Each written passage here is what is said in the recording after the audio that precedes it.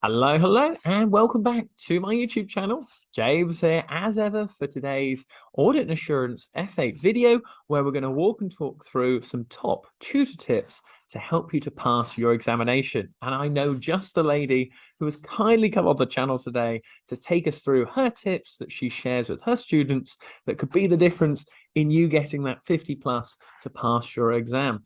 So, Lavanya, feel free to introduce yourself, my friend. Thank you so much, James. I think this is our second interview session. First was in my YouTube channel. Yeah, now it's going to be in your YouTube channel. It's amazing to see you. Okay, let's get into the audit and assurance paper itself, right? So I want to make sure that different type of students get different kind of background and coverage and all of that. So each type of student, what are the challenges they go through?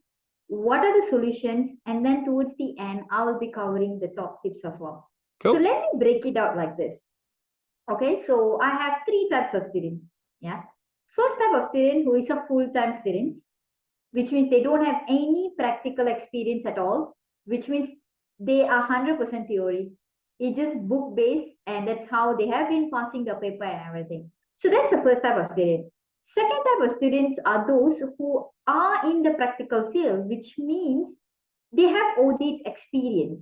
Yeah. Okay, they have been in this field, audit only. And then the third type of student is they are not in audit, but they are in an area where probably finance or anything related to this field, accounting and finance or tax and things like that, but it's not audit. Okay, so there's three types of students here. So I want to cover the first type of student, full-time students, right? So what would be the challenges? The very first challenge that I could see from my own student is they can't see audit is logic. Okay, they can't see that audit is logical. It's actually very, very logic-minded kind of thing. They can't see it because the understanding of the subject matter is not there yet. They can't see the bigger picture. That's one. Second thing is they can't see how is this. Let's say, give you an example. Let's say it's a substantive procedures, right? Let's take a very easy one. Property, plant, and equipment. Yeah. So you see that's one of the easiest one, right? So you would have your cost, you will have your depreciation, the valuation, and everything like that. So they see it in a very theoretical manner. They can't see it like how is this really being it's going to happen in the real audit work. So that one is what I personally will give in touch to the student. Like, okay, if that's a PP, you need to go out there and see the PP. Exactly. Yeah. Right, exactly. The assertion that you're going to achieve the existence. So you see, this kind of things is what makes them, oh, okay, it's actually logical. And another thing, what I would normally say is also students try to get in touch with what's happening around you. Audit is very practical. Whatever you're seeing around you is what audit is. So that's one I would say to them. Make sure that full-time students, you can connect it. I think one of the things I always say to my students is, younger generation, they always love to go to cafes. They always love to go to that and study and all of that. Just observe the internal control system in the cafe. I usually will tell them to do that. Like, and then they will do a very detailed homework, and they'll come back. And there's one student who was like, she even interviewed the staff there. Yeah, she even interviewed the staff there, and then she said, these are the controls they have. And is this key control or is it just a very normal control? If I'm being an auditor there, how am I going to test whether the controls are in place, implemented correctly and all of that? So that kind of thing is where the full-time students need to focus on a lot more. Yeah. Okay, so that is the challenge actually. So that's the first type of student, right? Yep. Second type of student, when I say they have the practical experience in audit, but they are still not passing the paper. You see, it's not because they are not good in audit. It's not, they are audit managers, they are audit seniors.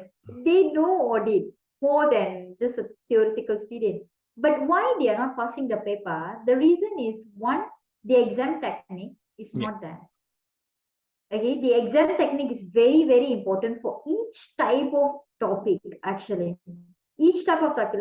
Let me break it down in a very deeper manner. Like first is audit risk and auditor's response.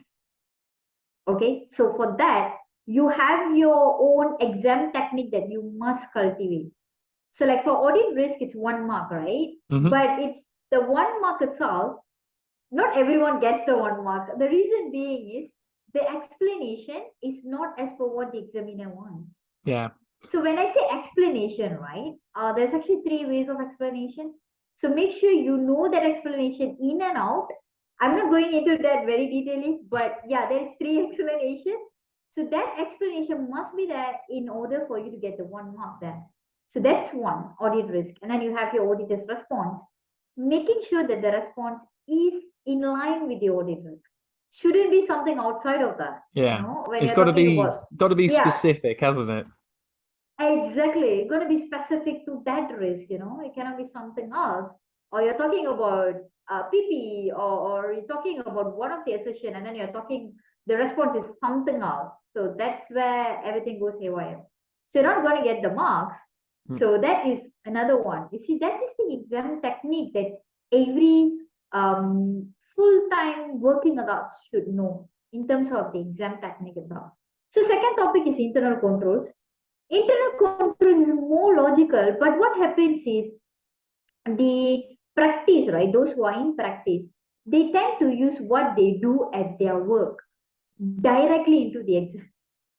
But what happens is the examiner only needs certain thing and they want certain important keywords, you see. So that one is missing. That are the things that they need to focus on. That's on internal control topic. And then the last would be substantive procedures Yeah. and reporting. So when it comes to substantive procedure, one of the things that I realize is the auditors, I mean the full-time auditors, they're very good at their substantive procedures. But what they're missing is the purpose of them is not very clear. It either be that one, or if let's say they're talking about certain documents, if a non-current asset register, if it is about share certificate, if it's about shares and all of that, making sure what are you exactly going to get from that document, what are Mm. you exactly going to achieve from that document must be very clear, Yeah, very definitely. specific. Even just keep it simple. For an example in the Yeah, video, as simple. to we talked about property, plant, and equipment.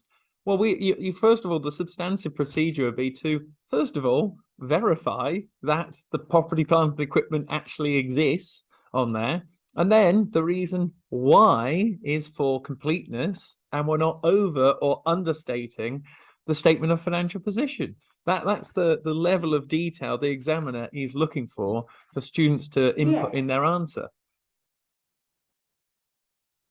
yes, exactly. Exactly. One mark for me there. Good stuff. Two, actually, 2 marks. That's okay. Yeah, yeah, yeah.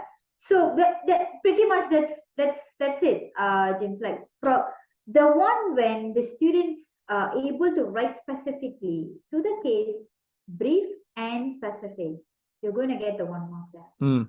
So that's actually the ultimate goal of it. Getting the 1 mark, you need to really cultivate the exam technique. Yeah. So that is the other part of it, right? Substantive procedures. When it comes to reporting is much more lesser marks. It's like probably 5 marks, or sometimes it's like 8 marks and things Hmm. like that. But you cannot neglect reporting, you see. You must know the reporting. What are the types of opinions? How are you going to achieve that? And there is a standard way of answering as well.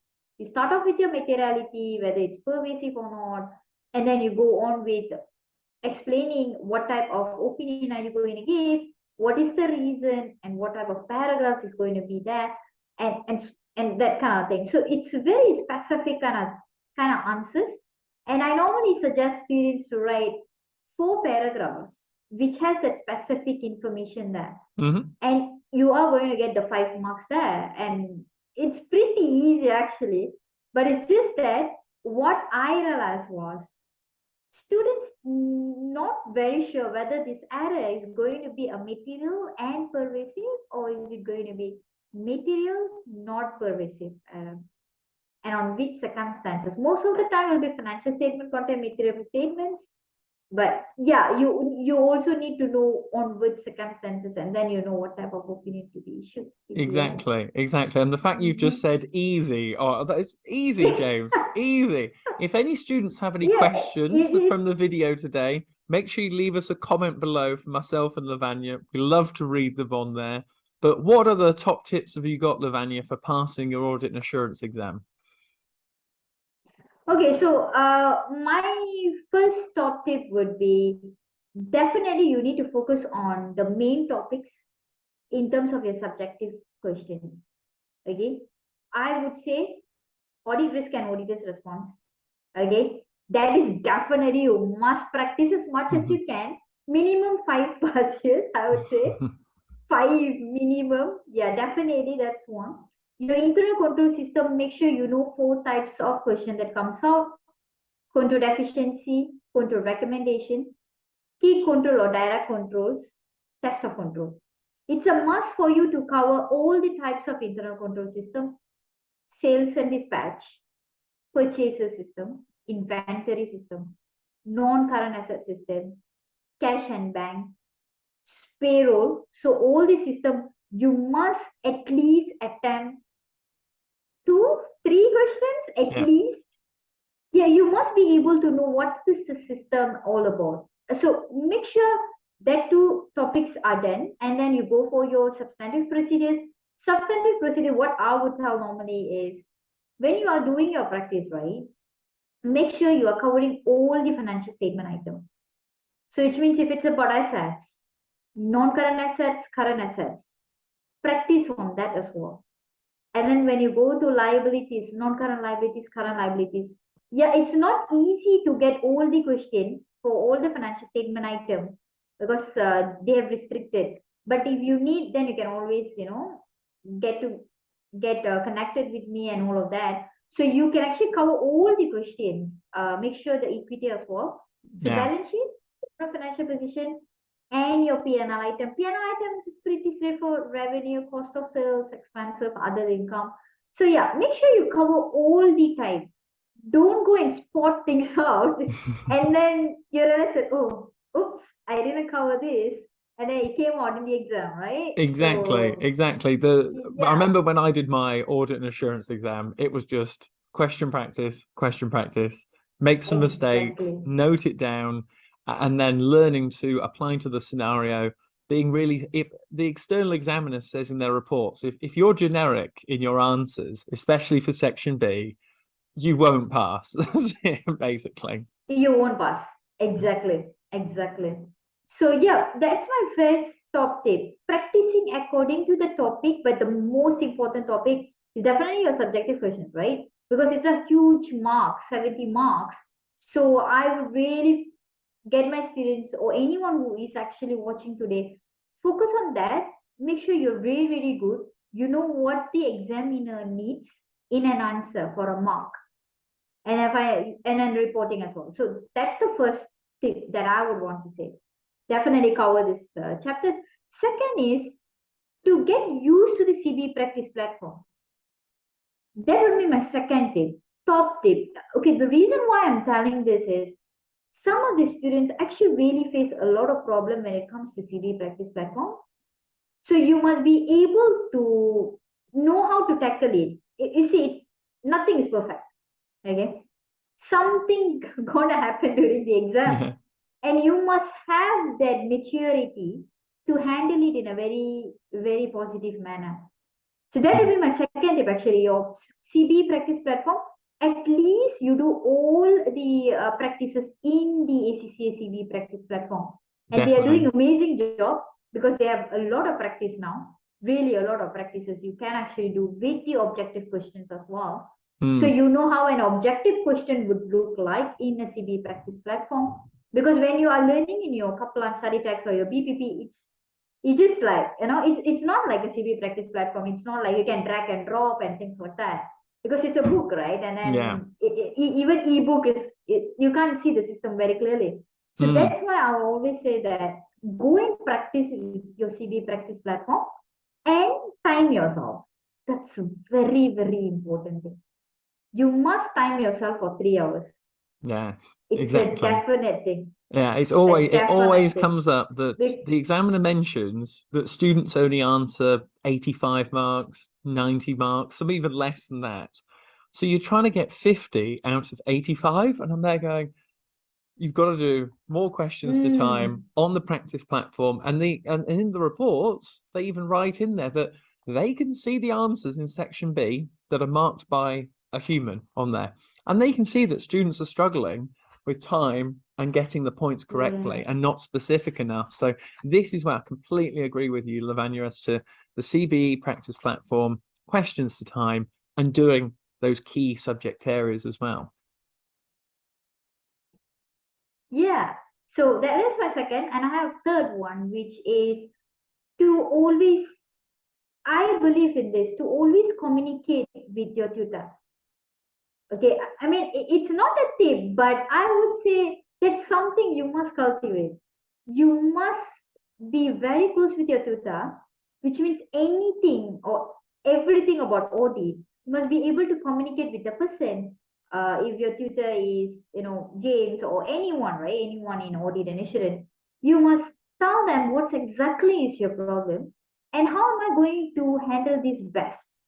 You see, different students actually have different challenges, different problems. Not everyone fits in one area, right? So that's why I would say that you must communicate back to the tutor itself in terms of if let's say your understanding of the subject is very much lacking, then probably you need to get more of a guidance in terms of understanding each of the chapter. But if your exam technique is the problem, then you can get more assistance with regards of how an examiner actually builds the answer. Yes. So from there you can learn the mindset, slowly. I agree. That would Yeah, help. you're absolutely spot on again as to exam technique in this exam is why the pass rate is only 40% worldwide, where 4 out of 10 students who go and sit it will actually pass it. And I think more students would pass it, but they just don't have the exam technique. It's always identify the risk, the issue, the control, and then you've got to explain what's the threat, what's the risk, or how can we mitigate it on there to maybe safeguard it. And that is the difference as to it's always broken down into 2 marks. Some students will pick up on the first mark, but they won't get anywhere near the second mark. And obviously you need 50% to pass it. So that is why it's one of the reasons why it's such a low pass rate. So make sure you get that written down for anyone who's watching this, because that was why I just passed it when I first did it on there. And we touched on past papers as well. I mean, how important are those along with question practice?